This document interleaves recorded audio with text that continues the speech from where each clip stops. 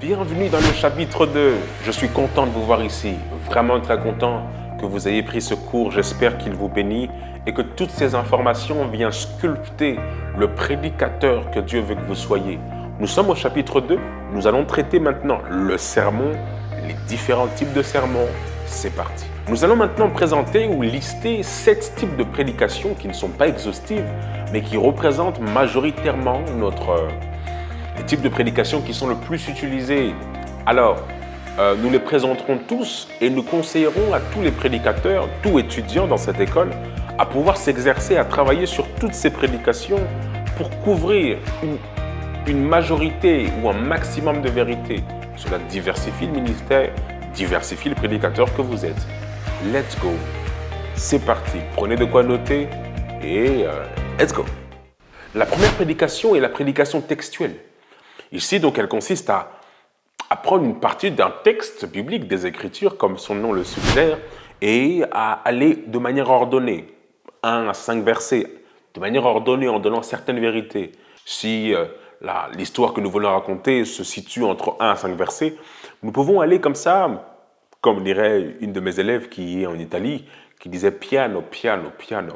Donc, il y a les piano, piano, piano, pour pouvoir finalement délivrer le message.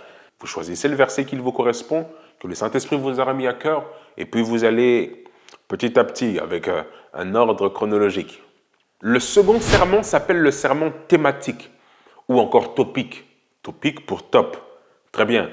Il arrive parfois que vous soyez invité pour prêcher sur une certaine thématique. Disons que ce soit l'onction ou la foi. À la différence du sermon textuel, le sermon thématique suggère ou du moins impose, exige que le prédicateur cherche plusieurs éléments, plusieurs contextes pour ne se fixer que sur le thème qui est en face. Si vous parlerez de la sanctification, vous chercherez plusieurs contextes qui vous permettront d'enrichir ce thème. Vous irez dans les lettres de l'apôtre Paul, vous trouverez Daniel qui ne s'est pas souillé, vous parlerez de Joseph qui ne s'est pas souillé non plus. Du moins, durant toute la Bible, vous trouvez des contextes qui viennent enrichir ce thème. C'est excellent lors de conventions où plusieurs prédicateurs se tournent autour d'un thème. Généralement, chacun vient avec une histoire qui vient enrichir ce thème. Ce genre de prédications sont tellement enrichissantes. Attention, un texte hors contexte peut devenir un prétexte. Donc, à force de vouloir chercher plusieurs histoires pour convenir à respecter les exigences de la prédication textuelle, vous pouvez faire sortir un texte de son contexte et maintenant dire une certaine vérité qui n'est pas approuvée par son contexte. Donc, très très important, à chaque fois que vous présentez un nouveau contexte sur la table ou un nouveau verset sur la table, assurez-vous d'avoir rapporté son contexte pour finalement garantir la vérité que vous êtes en train d'exposer. La dangerosité maintenant de la prédication thématique, c'est qu'à force de chercher plusieurs contextes, on peut ignorer certains ou d'autres et présenter une vérité bric-à-brac qui peut finalement ne pas être véritablement garantie ou confirmée. La troisième prédication est la prédication explicative ou encore expositoire. À la différence de la prédication textuelle, cette prédication est fixée sur un récit, un chapitre, un livre. Très très important de faire cette différence. Nous en parlerons sur les prochains chapitres, sur comment elle est présentée, mais gardez juste cette information. La prédication textuelle est fixée sur un texte de manière chronologique. Or, la prédication qui est expositoire, explicative, présente un récit, un chapitre, un livre, et ce genre de prédicateurs peuvent se permettre de sauter certains chapitres, certains versets pour rebondir et donner le lien qu'il y a entre le verset 1 et le verset 30. Or, la textuelle, donc, suit chronologiquement. Je veux vraiment que vous me suiviez de ce côté-là, car nous en parlerons aussi dans les prochaines vidéos. Mais l'expositoire, donc, permet au prédicateur d'exposer le récit. Qu'est-ce que l'auteur voulait dire lorsqu'il a écrit ça dans une des lettres de l'apôtre Paul? Maintenant, je parlerai de ça. Quand l'apôtre Paul dit « Qui vous a ensorcelé ?», il faut que je redonne le contexte et j'explique quelle est la situation de l'église de Galate. Donc, toutes ces choses servent pour exposer le récit. Le quatrième sermon est le sermon typologique. Ici, nous présentons un type et un antitype. L'Ancien Testament est comme l'ombre du Nouveau Testament. L'Ancien Testament annonce le Nouveau Testament et le Nouveau Testament explique l'Ancien Testament. Donc ici, ce genre de prédication a pour thème généralement Jésus, l'agneau de Dieu, qui est venu ôter le péché du monde. Donc c'est finalement un lien entre des objets, des animaux, des événements. Jésus, le serpent d'airain, et comme Moïse éleva le serpent dans le désert, il faut de même que le Fils de l'homme. Jésus, l'agneau de Dieu, qui est venu ôter le péché du monde. Isaac s'est posé, où est l'agneau? Jean-Baptiste a répondu, voici l'agneau de Dieu. Donc ce genre de prédication travaille sur les types. Le baptême, le déluge est considéré comme un type du baptême. Très bien, Hébreu nous en parle. Donc finalement, c'est trouver des objets, des lieux, très bien, des animaux, des choses qui vont caractériser, présenter une réalité d'une autre, un personnage d'un autre. Melchisédek, Jésus notre Melchisédek. Donc, toutes ces choses servent de symbole prophétique pour accomplir, du moins pour présenter une certaine vérité ou une certaine réalité.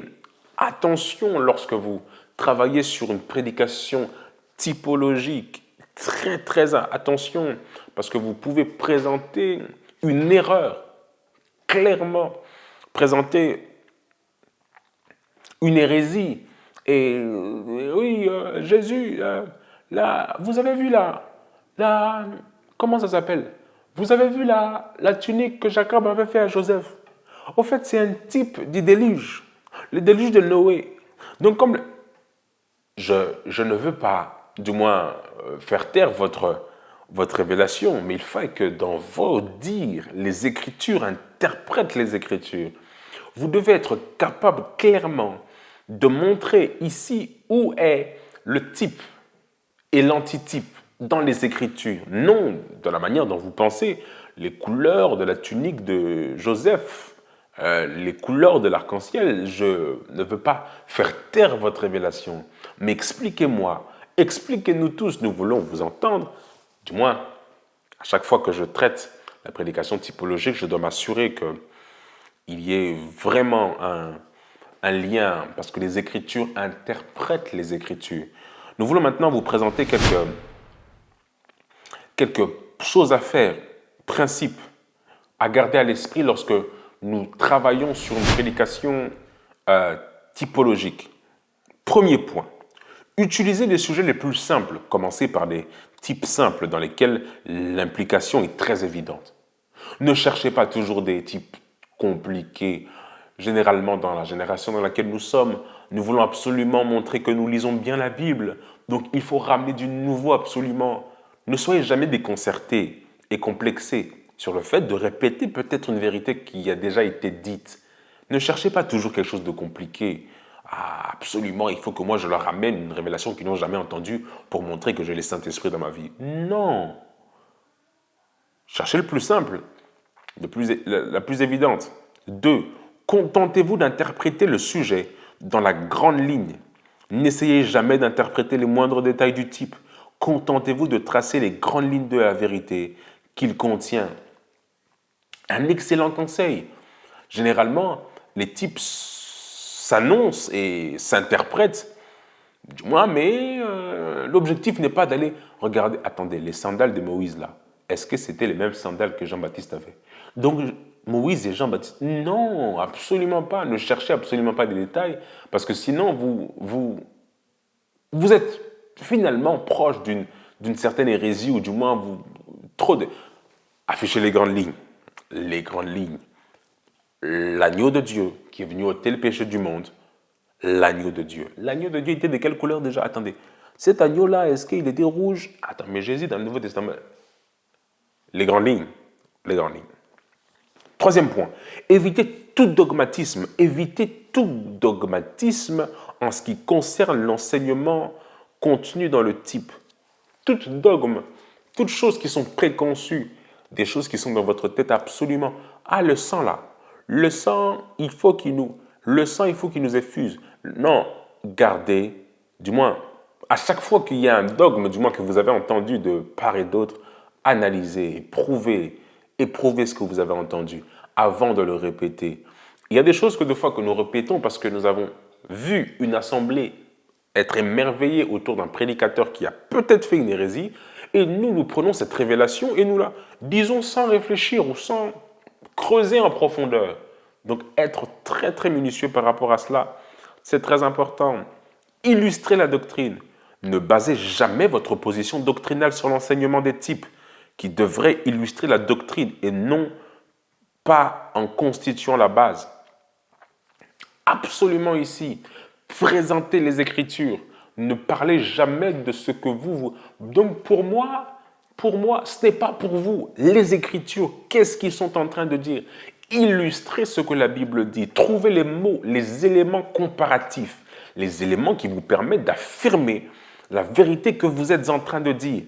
Car comme Moïse éleva le serpent dans le désert, de quel serpent sont en train nous de parler? Le serpent des reins. Très bien. Ajoutez, il faut de même que Moïse a élevé le serpent. Jésus dit, il faut donc illustrer.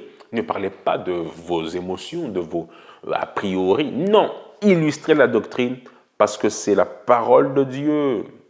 C'est la parole de Dieu que nous voulons entendre. C'est elle qui vous confirmera et pas vos a priori, pas vos suggestions, pas votre imagination, mais bien la parole de Dieu. 5e point, soyez ouverts à la correction. Soyez ouverts à tout commentaire correctif de la part de ceux qui possèdent une plus grande autorité que vous. Quelqu'un qui a prêché maintenant, on lui dit, le type là, tu as dit n'importe quoi. Quoi? Moi je cherche Dieu. Moi tu as dit... Avoir un père spirituel c'est pour ça que nous en parlerons sur les prochains, sur l'autorité spirituelle. Nous en parlerons vraiment sur ce point. C'est vraiment très important pour que vous progressiez, pour que vous alliez de l'avant et qu'on sache vous dire que là, vous avez fauté. C'est très très important que quelqu'un vous recadre, sinon la prédication est une véritable responsabilité. Interpréter les Écritures pour les autres est une responsabilité grave. Donc il fallait que quelqu'un vous dise, hey, ici c'est bien, mais attention, ici très très important. La 5e prédication ou le 5e sermon est le sermon biographique. Ici, le prédicateur raconte la vie des personnages bibliques. Il en choisit un, Jacob, Moïse, peu importe. Il choisit le prédicateur, il choisit le personnage et nous le présente. L'étude des personnages bibliques est une entreprise merveilleuse et absorbante. Choisissez un personnage particulier, lisez tous les passages qui se rapportent à sa vie, notez toutes les pensées que ces lectures vous suggèrent. Rassemblez ces pensées dans l'ordre suivant chronologique. 1. Examinez les circonstances de la naissance. Considérez les conditions se rapportant à son éducation. Examinez, étudiez la manière dont Dieu a influencé leur vie. Comment ce personnage a-t-il réagi à la direction divine? Très important. Comment Moïse a répondu? Comment Jonas a répondu? Toutes ces choses sont vraiment exceptionnelles. Quelle leçon cela peut nous apporter aujourd'hui? Ce personnage a-t-il réussi sa vie? Est-ce qu'il a échoué? Est-ce que finalement, quels étaient les facteurs de ces échecs? Et qu'est-ce que nous ne devons pas reproduire? Quelles sont les leçons pour nous aujourd'hui? Toutes ces questions peuvent nous mener à apprendre ces choses intéressantes sur la vie de ces personnages. Donc le prédicateur est en train de dominer les as. Il raconte l'histoire d'un personnage biblique pour émerveiller. Et le peuple de Dieu aime ça. Et ils disent, oh, moi je suis le Josué de ma famille. Et généralement, ce genre de prédication biographique émerveille parce que le peuple s'identifie à ce personnage. Et ils disent, c'est moi qui suis en prison. Je suis Joseph, non.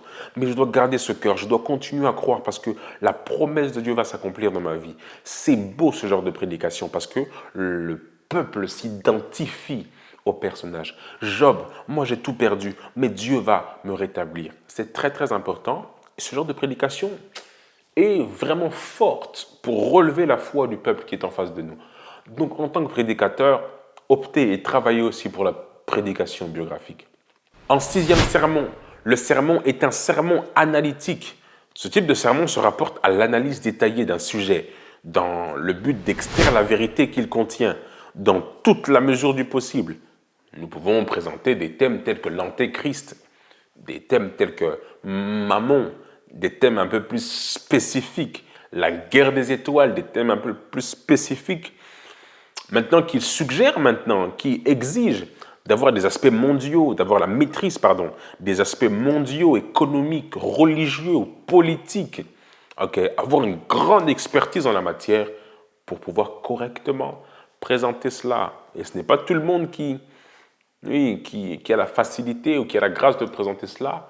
Comme quoi, le prédicateur doit être un bon sociologue pour agrandir ce panel et pouvoir présenter correctement l'évangile dans tous ses aspects.